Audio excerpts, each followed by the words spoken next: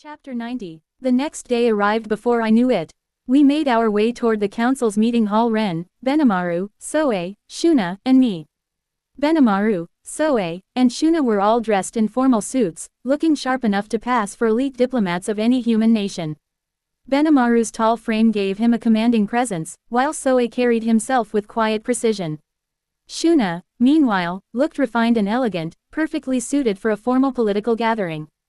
Ren, on the other hand, wore her usual maid outfit. Of course, usual for Ren still meant immaculate and graceful. Her posture was flawless, her expression calm, and the crisp black and white uniform somehow looked more dignified than most nobles' formal wear. As for me, I was wearing the outfit Ren and Shuna had selected after forcing me to try on several different options the night before. Several very exhausting options. Still, I had to admit the final choice looked good. Elegant, dignified, and apparently, appropriate for a queen and demon lord, according to Ren. It went without saying that all our weapons were stored inside my stomach.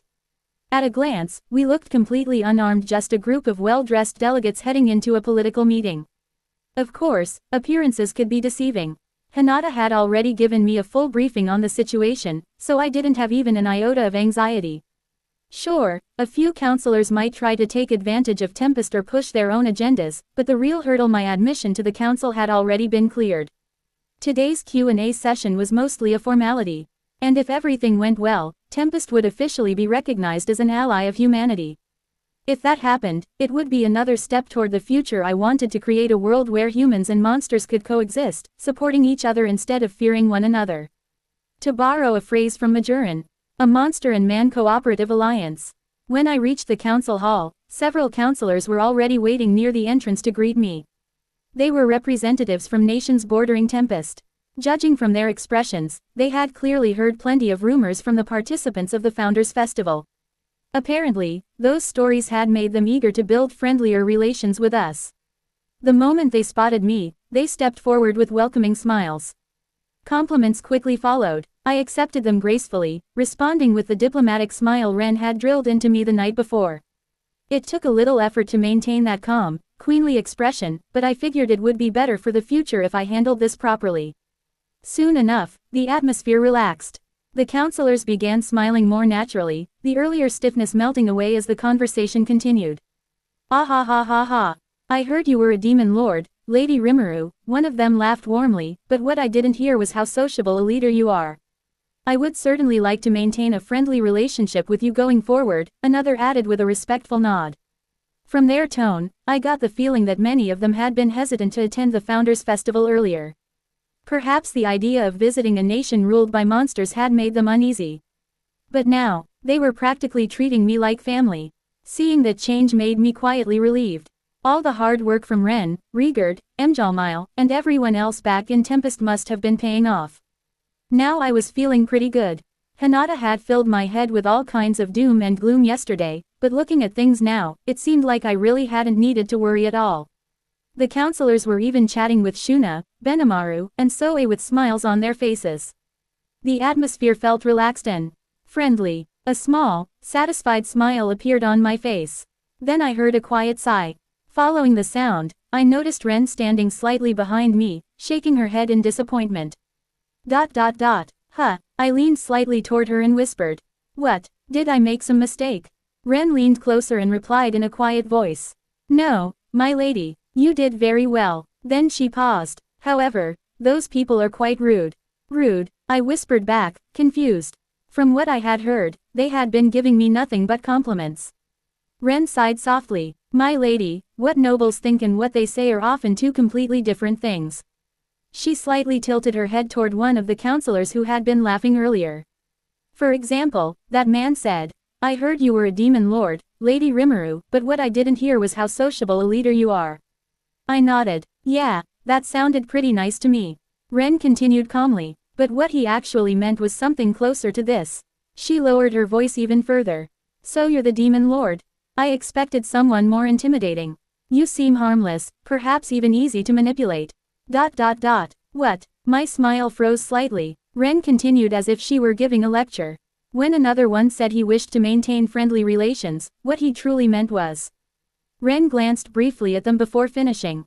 Let us become friendly so we may influence Tempest to benefit our own nation. ... I blinked. Several seconds passed. Then I leaned closer and whispered. Quote. Nobles are terrifying. No, Ren said calmly. Complimenting you while preparing to stab you in the back is perfectly normal behavior for nobles. That is why you must never trust them so easily. I was still processing Ren's explanation when one of the counselors suddenly stepped a little closer. He was a middle-aged man with a neatly trimmed beard and a cheerful smile that felt slightly too familiar. Well then, Lady Rimuru, he said casually, since we're neighbors, perhaps we could arrange a private discussion sometime. I'm sure there are many opportunities for cooperation between our nations. Before I could answer, Ren moved. Just a single step forward. It was subtle, but she placed herself slightly between me and the counselor. Her posture was still that of a perfect maid, hands neatly folded, expression calm and polite. Yet somehow the atmosphere shifted.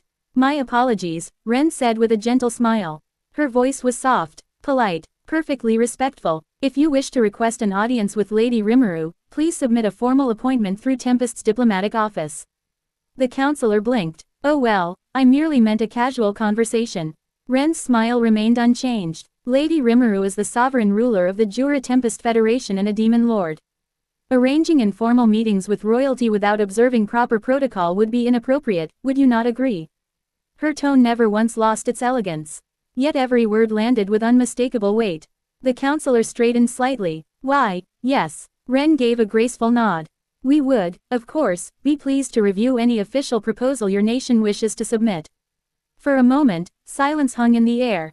Then the man quickly recovered his composure. Ah, yes, of course, that would be most appropriate. He stepped back politely. The other counselors also seemed to adjust their posture slightly. The overly relaxed atmosphere from earlier disappeared, replaced with something more respectful. Behind Ren, I blinked in surprise. Wow, she shut that down so smoothly I almost didn't realize what had happened. Ren then stepped back to my side as if nothing unusual had occurred. Soon enough, another entourage formed around me. I continued offering the diplomatic smile Ren had carefully drilled into me, responding politely whenever someone addressed me. Everything seemed to be going smoothly, at least on the surface. Then suddenly, ahem, people, quit bothering Lady Rimuru. The voice was loud enough to cut straight through the chatter. Counselors from tiny dots on the map with hardly anything to them shouldn't be occupying her time all day. Another man joined in with an exaggerated sigh. Indeed, all this rudeness may give Lady Rimuru the wrong idea about our council. So please, remember your place and leave her alone.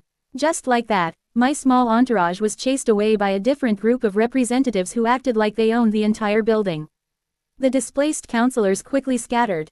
And just like that, I had a new entourage. Right, Lady Rimuru, one of the men said smugly. You'll never have any constructive conversation with people like that. Wow, I didn't even know how to reply to that. Personally, I wanted to say, you are incredibly rude. But that probably wasn't a great diplomatic move. So instead, I did exactly what Ren told me to do whenever I didn't know how to respond. A perfectly mannered diplomatic smile. It worked surprisingly well. They took it as encouragement. By the way, Lady Rimuru, one of them continued, I hear you've been busy crafting a great deal of interesting things.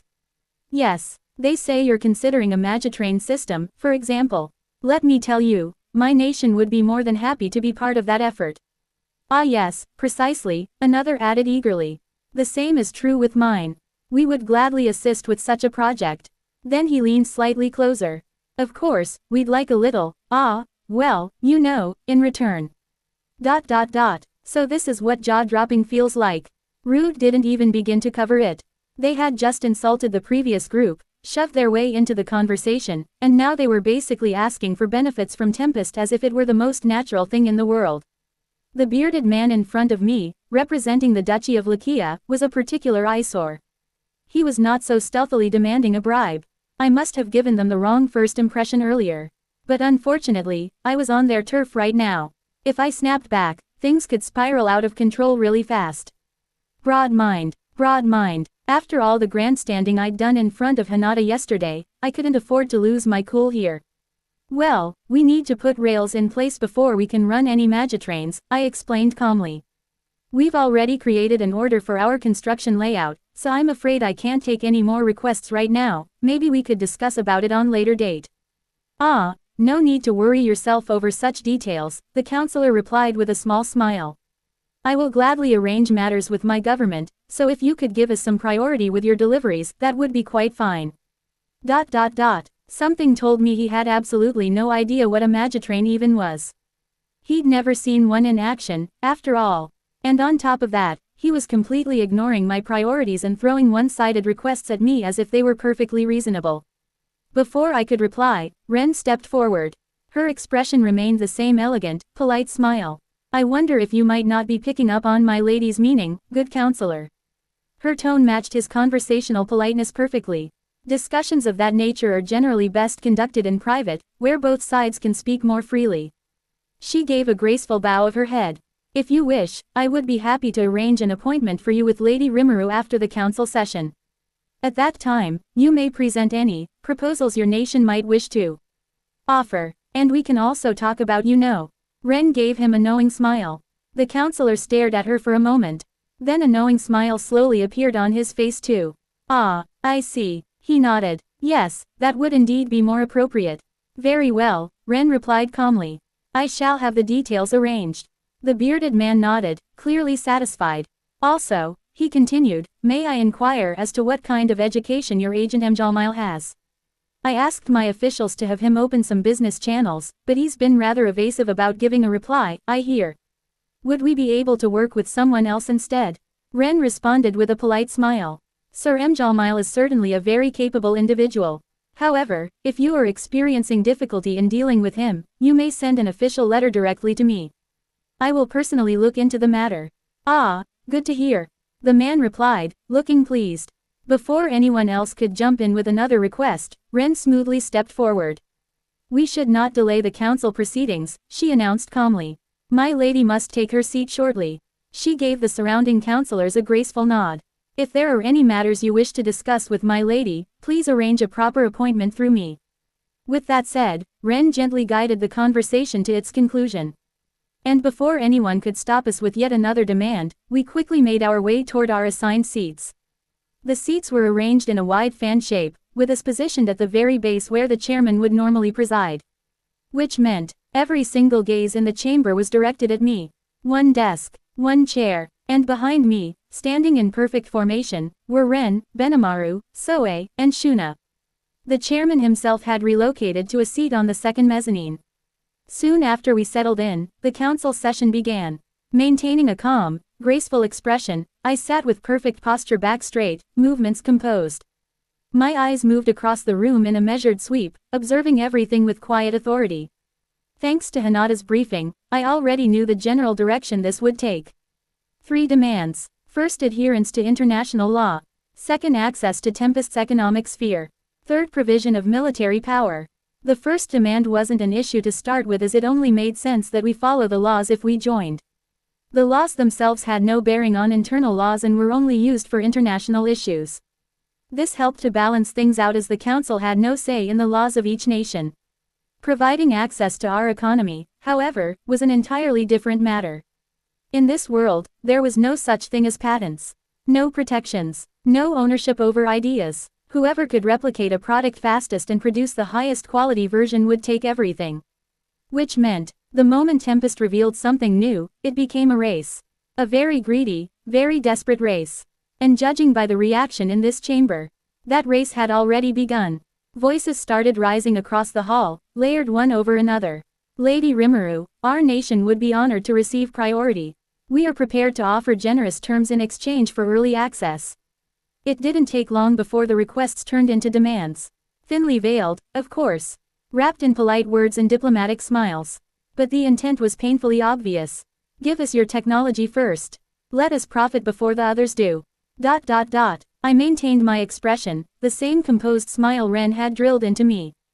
But internally, so this is what I get for showing off at the Founders Festival. Maybe revealing that much innovation at once hadn't been the smartest move. The room was quickly descending into chaos. If this continued, we'd be dragged into endless negotiations before the session even properly began. Just as I was considering stepping in, a firm voice cut cleanly through the noise. Order. The white-bearded chairman rose slightly from his seat on the mezzanine, his presence alone enough to suppress the room. Have you all forgotten yourselves? This is a council session, not a marketplace. The murmurs died down almost immediately. The final demand, Tempest's military cooperation, required more careful consideration. Some of it, I had already anticipated. Handling the monsters within the forest of Jura. That was practically our responsibility to begin with. I had no objections there. And then there was the looming threat of the Eastern Empire. For better or worse, Tempest stood directly in the path of their westward advance. If war broke out, we would be involved whether we liked it or not. Both of these points were well within expectations thanks to Hinata's earlier warning. However, the issue that required actual debate was something else entirely. Several smaller nations were requesting that Tempest station troops within their territories under the guise of protection. Now that was interesting. I wasn't entirely against the idea. If structured properly, it could become a profitable arrangement, defense contracts in exchange for regular payment. A steady inflow of resources would only strengthen Tempest's position. But at the same time, stationing forces abroad meant risk, political entanglements, potential manipulation, and worst of all, obligations. As the representatives continued to speak, some making demands, others interrupting, a few subtly undermining one another, the atmosphere grew increasingly layered with hidden intentions. Each word spoken carried weight. Each request masked an agenda. Eventually, the chairman concluded his preamble. Quote, "Those are the conditions placed upon the admission of the Jura Tempest Federation." A brief pause followed. Then, Lady Rimuru, do you have any objections? Of course I did. If I agreed to everything as it was, I'd essentially be handing them control without securing anything in return. I could ignore the counselors' petty remarks. But these conditions, carelessness here would cost far more than pride. Honestly, isn't this the sort of thing that's supposed to be drafted and reviewed beforehand? Springing it all at once. This was deliberate, a subtle form of pressure. They wanted an immediate answer. Wanted to catch me unprepared. How naive. Maintaining my composed expression, I calmly took up a sheet of paper and began noting down each condition. Every demand, every implication, every hidden clause between the lines. I wasn't given time to consult the others. But that didn't matter. Not when I had Seal within me. My ever-reliable partner had already begun processing everything at an overwhelming speed.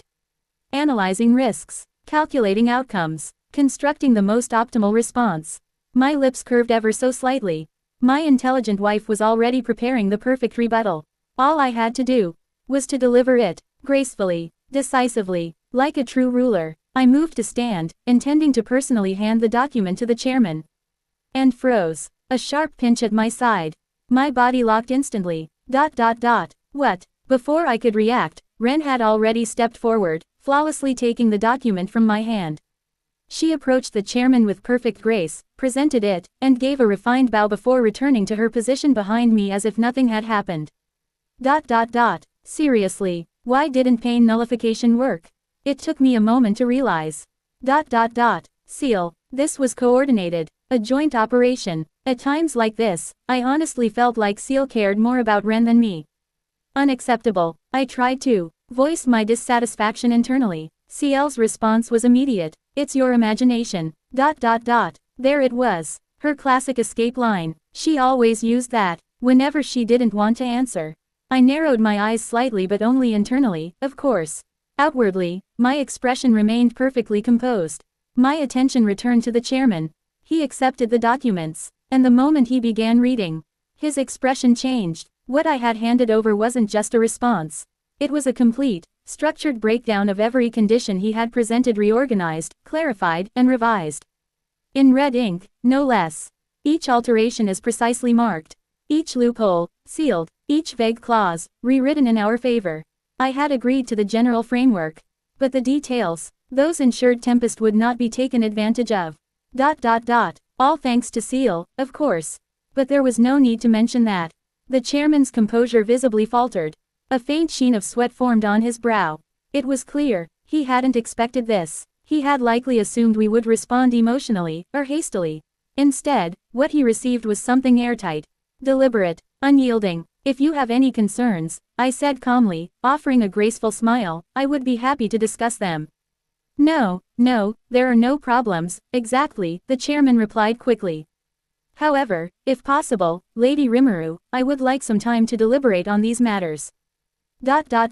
Of course you would. Now you want time. I wasn't given that luxury. But pushing that point here would gain me nothing. For now, I inclined my head slightly. Very well. Thus, it was decided. A 3-hour recess. Time for them to scramble. And realize, they weren't dealing with something they could control so easily. After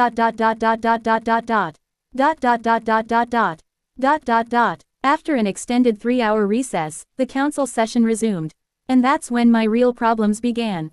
In response to the document I had submitted, the representatives had prepared something they referred to as a list of requests. Requests, they called it. I had a feeling already. This wasn't going to be pleasant. Determined not to suffer another unexpected pinch, I remained seated this time. As expected, Ren stepped forward in my stead, accepting the document with flawless etiquette before returning and placing it gently before me. A brief glance at the chairman told me everything I needed to know. His exhausted expression, the slight tension in his shoulders. This had clearly not been his idea. But frankly, I had no sympathy for him. Lowering my gaze, I began reading. By the time I reached the end, I nearly laughed. Outwardly, of course, I maintained a calm, elegant expression. But internally, what is this nonsense? Let's summarize. Open a Magitrain line to Anglesea, with Tempest bearing the full cost and responsibility. Provide high-quality weapons and armor to strengthen the Western nation's military.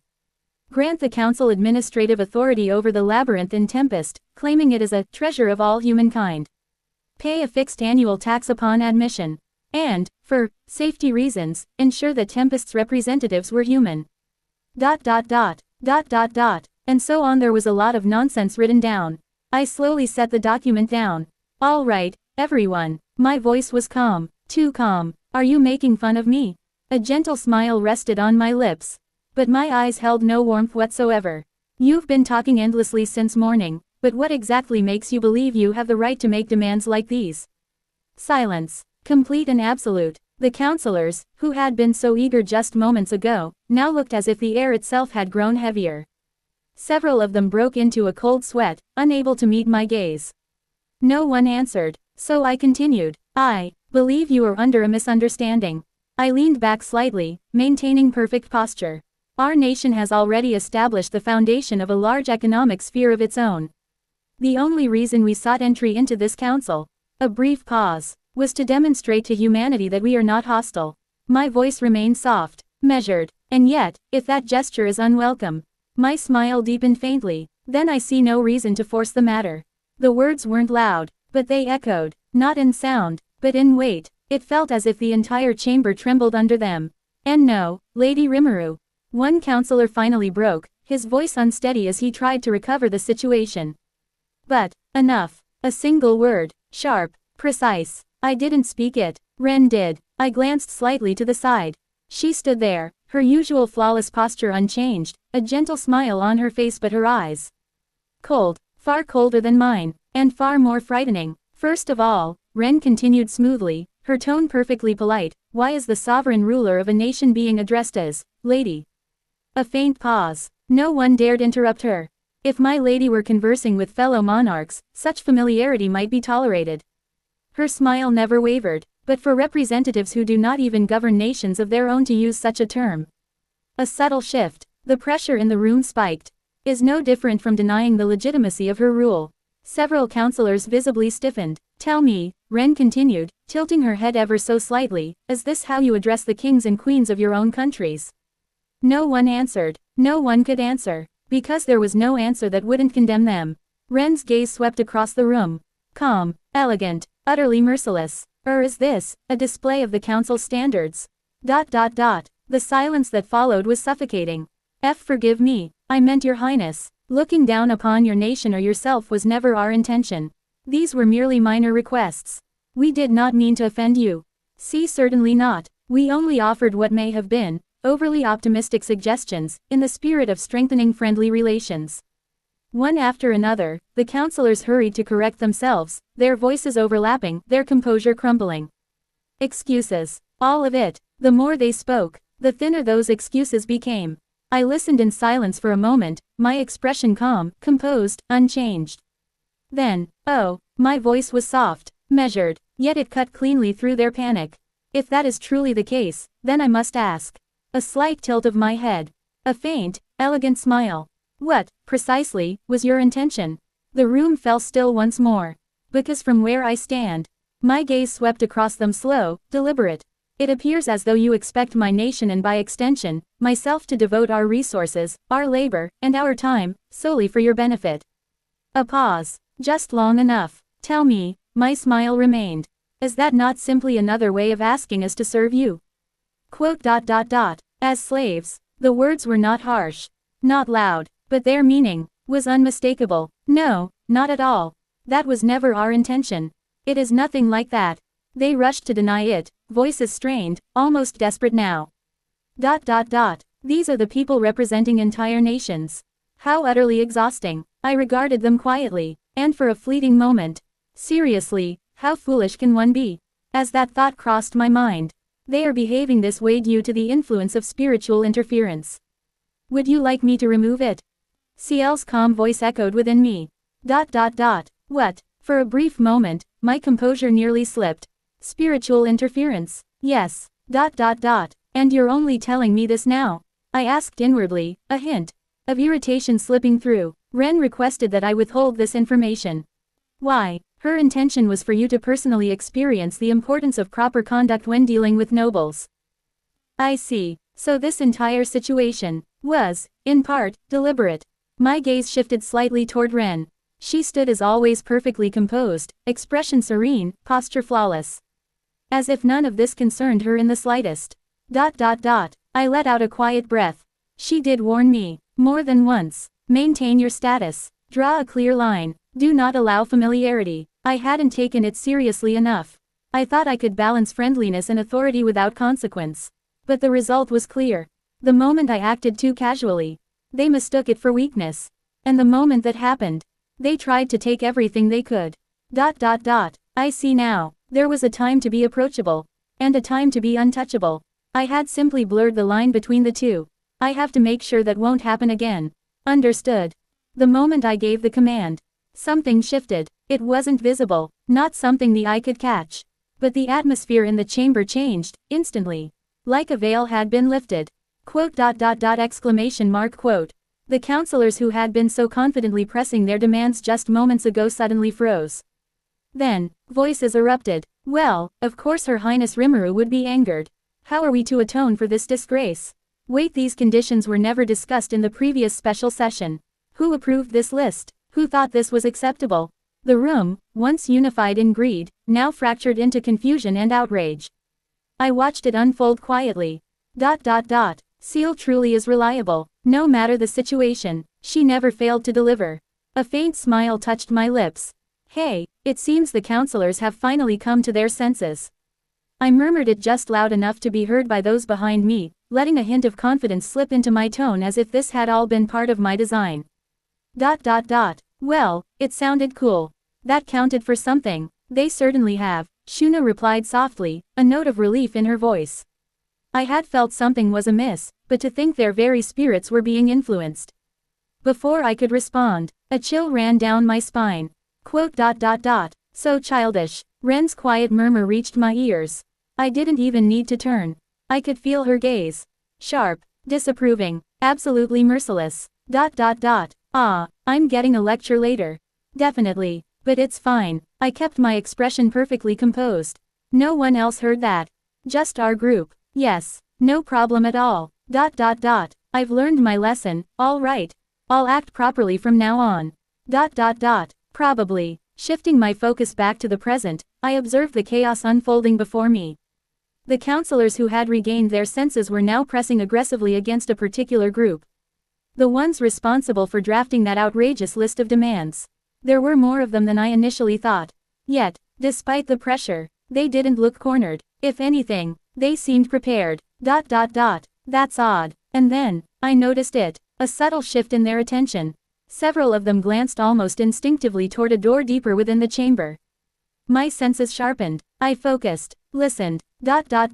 Footsteps. Multiple. Approaching. Measured. Organized. Not hurried. Not panicked. Planned. My eyes narrowed slightly. Did someone summon the royal guard? No, that didn't align. There had been no visible signal. No suspicious movement, which meant, this was arranged in advance.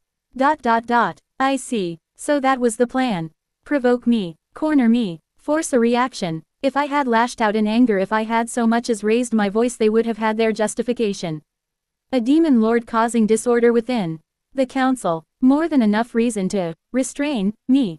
How predictable, but also carefully arranged. They had pushed unreasonable demands and prepared a backup in advance. Hinata did warn me, some fools will try something. She wasn't wrong. Still, they hadn't expected this outcome. I hadn't lost control, and the interference had already been removed. Their script was broken, but now, they couldn't simply retreat, not after committing this far.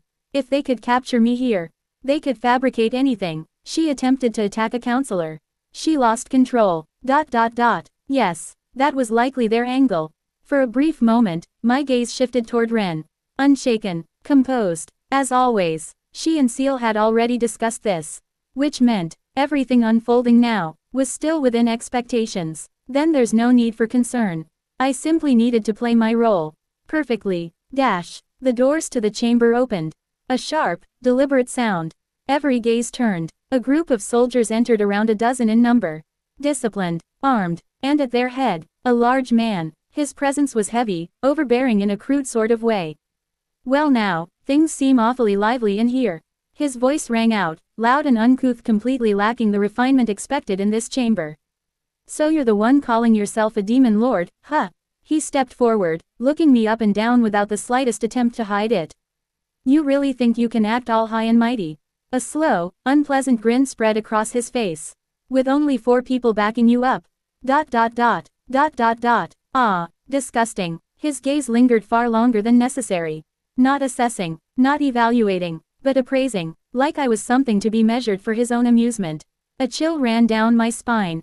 Not from fear, but from pure, unfiltered revulsion. How vulgar. Outwardly, however, I remained perfectly still, graceful, untouched. My golden eyes met his. Calm, cold, and utterly uninterested. The faint smile on my lips did not waver. But now, there was no warmth left in it at all. I took a slow, steady breath, and spoke, I would advise you to exercise restraint. My voice was calm, even, unhurried. I am uncertain as to what you believe you stand to gain from this display, however. A slight pause. My gaze met his directly. Composed, unshaken. Do you truly intend to conduct yourself in such a manner, before this assembly? The faintest tilt of my head. Or shall I take this as a declaration that you hold neither respect for this council, nor regard for the laws it claims to uphold? My smile remained. Elegant. Controlled. Let's use the law as a weapon to chase this freak away. I want him gone. His gaze alone was enough to make my skin crawl. If this continued any longer, I might actually kill him. And if I didn't, Benimaru definitely would. But, the man only laughed. Loud, crude. Are you serious? He stepped forward, completely ignoring the tension in the room. This is my big chance. His grin wide and twisted, greedy. Once I knock you around and put this on you, all of you monsters will be under our command. My expression didn't change, but internally, What? And you? His eyes dragged over me again. Slowly, deliberately, you'll make a fine personal slave. Excuse me. For a moment, my thoughts went completely blank. Then, without realizing it, my hand moved, and I clutched Ren's sleeve. Tightly. This is bad. I hadn't thought it possible. But someone had actually managed to unsettle me this much. Not through strength, not through pressure, but through sheer, overwhelming disgust. His gaze, his voice, everything about him, made my stomach turn. I might actually throw up. I took a slow, steady breath, forcing myself to calm down. Composure. I needed composure. Letting my gaze drift away from that man's revolting expression, I focused instead on his hand. And then I saw it. An orb. No, not just any orb. An orb of domination. The same kind of artifact, used back when Milam had pretended to be under control. It looked authentic, which meant, they're actually planning to use that on me. For a brief moment, I simply stared at it. Then, there is no cause for concern. As long as I am with you, it is impossible for any external force to dominate your mind. Ciel's voice responded immediately. Calm, confident, absolute. As expected, reliable as ever. But then, her tone shifted, subtly, dangerously. By the way, Master, would you permit me to manifest and deal with that individual? That was not normal, at all. An image surfaced in my mind. Ciel, smiling, soft, gentle, affectionate, even, but, her eyes, burning, bright, filled with something far more intense than irritation. For a moment, I completely forgot about the man. Instead, a different thought crossed my mind. Should I be worried for him? A faint chill ran down my spine. If by some unfortunate turn of events, Ciel were allowed to act freely. I shuddered. I didn't even want to imagine what she might do. Yes, for the first time since this situation began, my concern shifted, not for myself, but for that man's continued existence. Ciel, please. I kept my voice gentle. Let him go, just this once, all right. Silence. A rare thing, coming from her. That alone told me everything. So I pressed further. Then how about this? I softened my tone just a little more. Once this is over, I'll do anything you ask for an entire day. A small pause. Anything. I didn't usually need to bargain with her. If I truly insisted, she would obey without question. But this wasn't about authority, it was about persuasion, because right now, Ciel was angry, and not the usual kind. Understood. A brief pause. Then, just this once. However, if he shows even the slightest disrespect toward you again, I will not hold back. Her tone was calm, but the intent behind it, absolutely not. That was close. A quiet sense of relief washed over me. For a moment there, I had genuinely feared for that man's fate. He really has no idea how lucky he is. Slowly, I rose from my seat. Graceful, unhurried, but with clear intent. I should end this quickly, before he does something that crosses the line again. The moment I stood, wait, Your Highness Rimuru, the chairman's voice rang out, strained with panic. This is a misunderstanding. No one within the council authorized this. His words came out in a rush, desperation plain on his face. Please, if you require confirmation, consult Lady Hinata. She stands as an impartial party in this matter. I paused, turning my gaze toward him, his posture, his tone, the way he addressed me now. There was no deception there, only urgency and fear. He's telling the truth. Killing that man here would complicate matters, unnecessarily, even if justified, even if deserved. This was still their territory. And I had come here seeking recognition, not domination. Very well. I lowered myself back into my seat with quiet elegance. For now, I would observe, just a little longer. Let's see how this unfolds. Though honestly, he'd better not do anything stupid. Because if he did, even I might not be able to stop what comes next. The chairman wasn't my enemy, neither was Hinata. And judging by the uproar breaking out across the chamber, I wasn't alone. I know nothing about this. What is the meaning of this? Who authorized their entry? Look at their armor, that's the royal crest of Anglesea. Is this an act of provocation? Voices rose from every direction, cutting through the tension like blades, confusion, anger, suspicion. It spread rapidly through the assembly. Good. That confirmed it. This wasn't the council acting as one, this was a faction. A smaller group that had gone too far, or perhaps, one that believed they could get away with it. And then, someone moved, calmly, decisively, Hinata. The moment the chairman invoked her name, she rose without hesitation and stepped forward, placing herself directly between me and the man leading the soldiers. Sir Reiner, she said coolly, her voice cutting through the noise, what is the meaning of this? Reiner. So that was his name, the way she addressed him. Not unfamiliar, but not friendly either. Do not enter without authorization, she continued, her tone sharpening. This is a council session. Armed personnel have no place here. Encouraged by her intervention, the chairman finally found his footing. Indeed, this is a violation of protocol. He shouted, his voice regaining strength.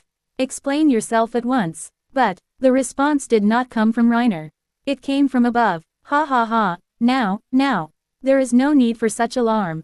All eyes turned, A man seated among the upper-tier counselors leaned forward, smiling as though this were nothing more than a trivial affair. Rest easy, Chairman Lester, he continued smoothly. I was the one who summoned them. A pause. Then, to discipline that so-called demon lord. Ah, so this was the one, Count Gabon of Anglesea. Sir Gabon, have you lost your mind? The chairman snapped, his composure cracking as his face flushed red. And rightly so. If this had been an external incident, it could have been dismissed. But this implicated the council itself. Sir Gabon, I was not informed of this. Another voice rang out sharp, furious. I turned slightly. Ah, Representative Johann Rostja, a prince.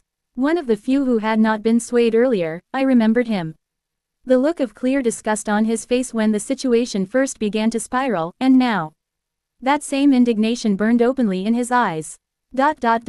Good, at least some of them still had sense. Gentlemen, please calm yourselves. Count Gabon's voice cut cleanly through the chaos, smooth and composed, as if the unrest around him were nothing more than background noise. I believe we are all thinking the same thing, are we not? A faint smile curved his lips. We fear the demon Lord Rimuru. Murmurs rippled across the chamber, some in agreement, others in protest. And fortunately for us, he continued, gesturing lightly, Sir Reiner here is the strongest warrior in all of Anglesea. His gaze shifted toward me, calculated, predatory. He has come to subdue her, to place her under control, and to turn this member of the Octagram into a most valuable asset. A pause, then, with deliberate weight. And with her, his smile widened, comes Veldora. That did it, the chamber erupted, some councillors shouted in support, greed and ambition plainly written across their faces. Others rose in outrage, voices raised in sharp opposition. The divide had never been clearer. Order. Maintain order. The chairman's voice struggled to regain control. But it was already slipping. Then, another voice entered, calm, refined, and carrying an authority that silenced the room almost instantly. What Sir Reiner proposes is entirely reasonable.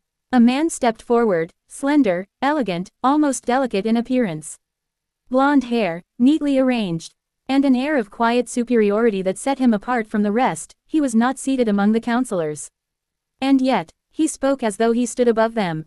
The demon lord has graciously presented herself before us, he continued, his tone light, almost amused. Tell me, how could we possibly allow such an opportunity to pass us by? A subtle shift moved through the chamber, recognition, unease, surprise, whispers spread. So he's the real one behind this. Prince Elric. Hinata's voice cut in sharp, controlled. She turned toward him, her gaze unwavering. What is the meaning of this? A pause. Then, colder. I believe I advised you to refrain from foolish behavior. Prince. So that was it, not merely a scheming noble, but royalty, an actual prince of Anglesea. No wonder the atmosphere had changed, no wonder no one had moved to stop this sooner. Even the council, for all its authority, could not easily oppose a prince. Hinata, I must say, I am disappointed.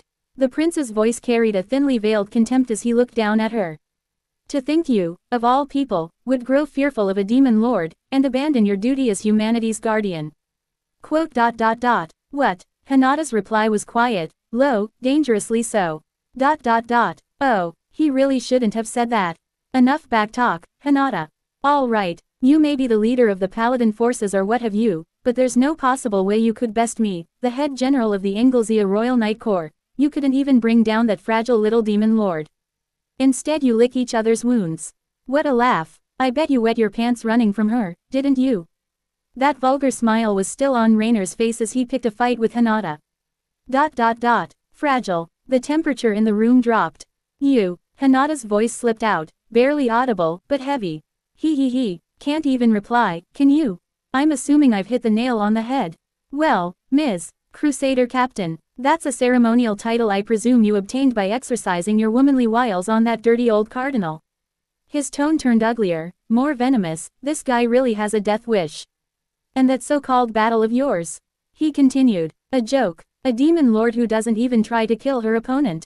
He barked a laugh. Don't insult me. Now I'm being dragged into it again. Honestly, I just wanted him to stop talking. But I'll give you this, Hinata. His tone shifted again, slick, unpleasant. You're quite the beauty. He looked her over without restraint. If you'd care to become mine, I might even take you in as a concubine. His gaze slid toward me again. Alongside our dear demon lord here. Ah, he's dead. Hinata didn't move, her expression remained the same. Cool, detached, perfectly composed, but that stillness was far more terrifying than any visible anger. Beneath it, something was boiling. Her restraint is honestly impressive. Now, General Reiner, Gabon's voice slipped in smoothly, as if amused by the entire exchange. Isn't that a bit crude? He chuckled lightly. Though, I must admit, I share your interest. His eyes turned toward me. I would hardly want you to monopolize such a beautiful woman. A faint smile. What do you say, Lady Rimuru? A chill ran down my spine, sharp, unpleasant. Not again. Was he, seriously? Disgust twisted in my chest, worse than before, after everything today. It took quite a lot to move me, and yet, this managed it, easily. Good thing he's sitting that far away. Because if he were any closer, I might have already killed him. Quote. Prince Elric, as the Prince of Anglesea, are you willing to allow this man, Sir Reiner, to say such things? Hinata hid the anger in her cold voice as she asked the question.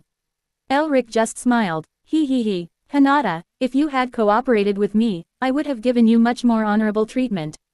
If you wish to blame anyone, blame yourself for angering Reiner.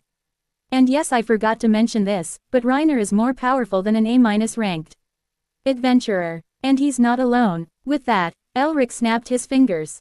To be continued.